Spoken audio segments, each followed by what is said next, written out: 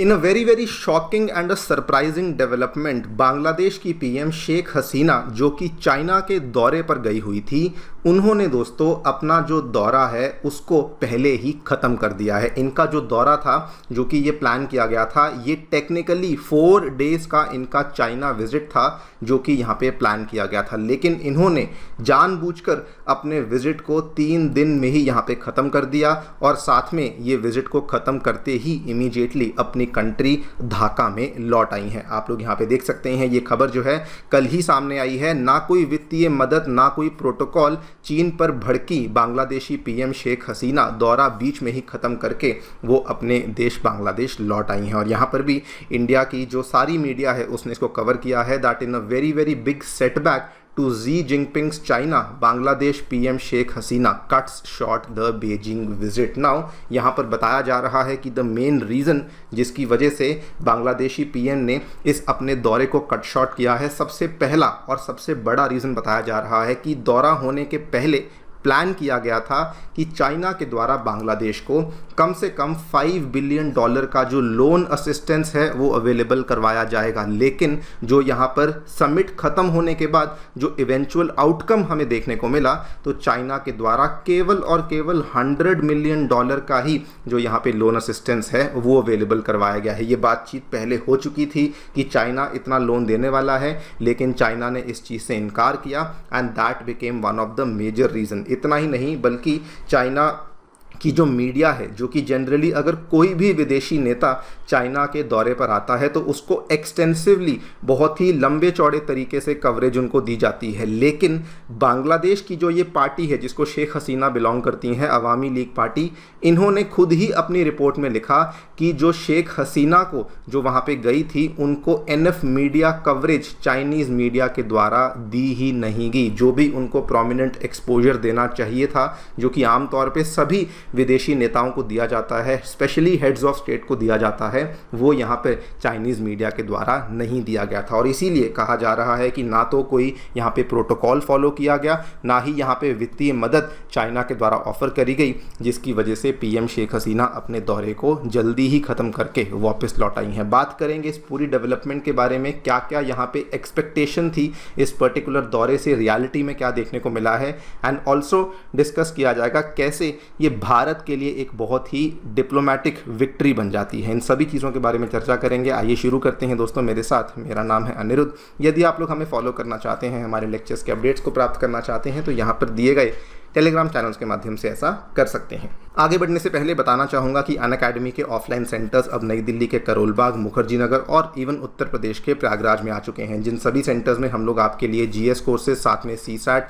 S A की classes, साथ में current affairs coverage and even test series जैसी सारी सेवाएं अवेलेबल करवा रहे हैं। और साथ में कोई भी आपको डाउट है आप सेंटर को विजिट कर सकते हैं। एंड इवन अब हमारी अनअकैडमी ऐप पे जाकर आपको यूपीएससी आईएएस एग्जामिनेशन के लिए जो फ्री कंटेंट है वो भी अवेलेबल करवाया गया है। सभी चीज़ों के लिंक्स आपको डिस्क्रिप्शन बॉक्स में अवेलेबल करवाए गए हैं।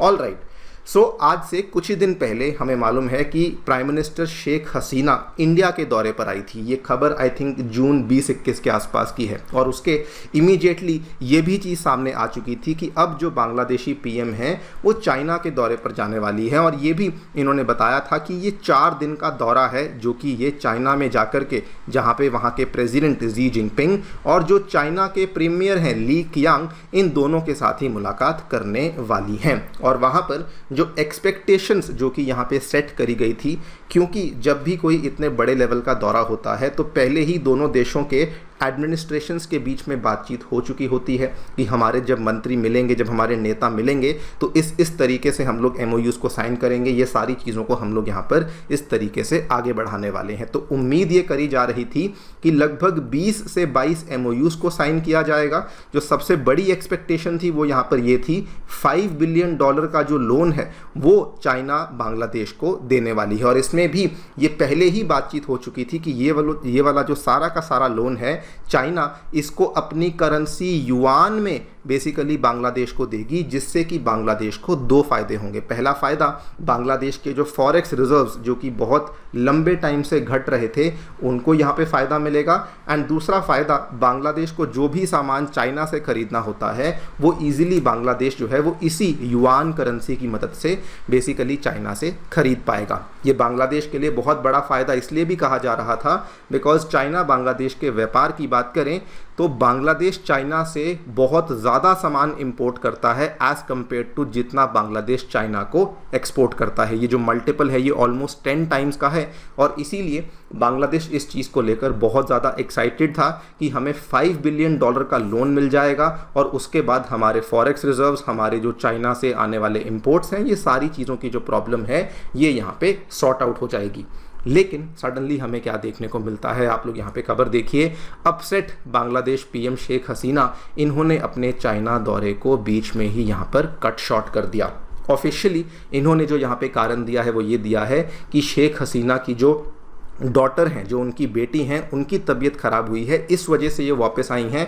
लेकिन असल में जो रिपोर्ट्स सामने आ रही हैं वो ये बताती हैं कि ढाका और बीजिंग के बीच में जो शेख हसीना के इस दौरे से ऑब्जेक्टिव्स को अचीव करना था उस ऑब्जेक्टिव को बेसिकली अचीव नहीं किया गया है। आप यहाँ पर देखिए कि दौरा कंप्लीट हुआ और अवामी लीग ने अपने ट्विटर हैंडल के माध्यम से बताया कि बहुत सारी चीज़ें हमने यहाँ पे साइन करी हैं। Mainly Bangladesh China free trade agreement को लेकर एक जॉइंट फिजिबिलिटी स्टडी है, इसको लेकर यहां पे साइन किया गया है। लेकिन अवामी लीग का साथ में ये भी कहना है कि ये वाला जो प्रोजेक्ट था ये तो यहां पर चाइना चाहता था, हम लोग तो इसके इतने फेवर में थे ही नहीं, लेकिन इसको तो हमने साइन किया है, लेकिन जो चीज़ हम चाहते थे वो यहाँ पे पूरी नहीं हुई है। आप देखिए कि जो $5 बिलियन के लोन की मांग थी वो यहाँ पे पूरी नहीं करी गई है, केवल $100 मिलियन का लोन यहाँ पे दिया गया है। एंड साथ में जो MOUs साइन करने थे वो भी 20 से 22 की उम्मीद थी, वो भी केवल यहाँ पे 16 MOUs को ही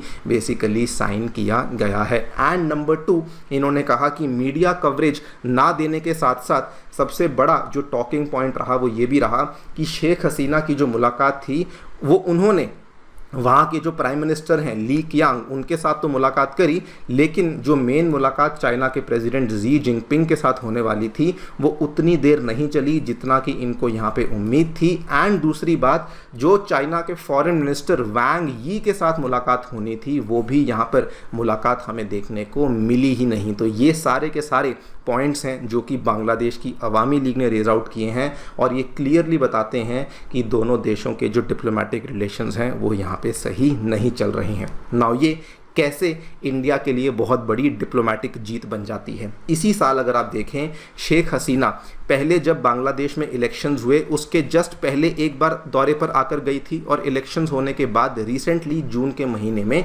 दोबारा आकर गई हैं। और यहाँ पर बीजिंग की तरफ से काफ़ी प्रेशर था कि शेख हसीना इंडिया के दौरे पर ना आए, लेकिन उन्होंने इसी साल में 2 दौरे इंडिया के कंप्लीट किए हैं। एंड नंबर 2 पॉइंट, जब रिसेंटली वो इंडिया के दौरे पर आई भी थी तो इंडिया के द्वारा एक बहुत ही बड़ा डिप्लोमेटिक गेम खेला गया था जिसमें कि इंडिया ने कहा कि जो बांग्लादेश तीस्ता नदी के ऊपर प्रोजेक्ट प्लान कर रही है जो कि वो चाइना को देने का सोच रही है, इंडिया चाहता है कि बांग्लादेश उस प्रोजेक्ट को लेकर इंडिया को भी कंसिडर करे, क्योंकि हम भी बांग्लादेश की वहाँ पे फाइनेंशियल असिस्टेंस देने को तैयार हैं। और यहाँ पर आप देखिए बांग्लादेश ने कहा ठीक है, हम लोग आपको भी मौका देंगे और अभी हम लोग इसको लेकर फाइनल कॉल नहीं देने वाले हैं। ये वाला जो प्रोजेक्ट है इसको लेकर बांग्लादेश काफ़ी टाइम से प्लानिंग कर रहा था।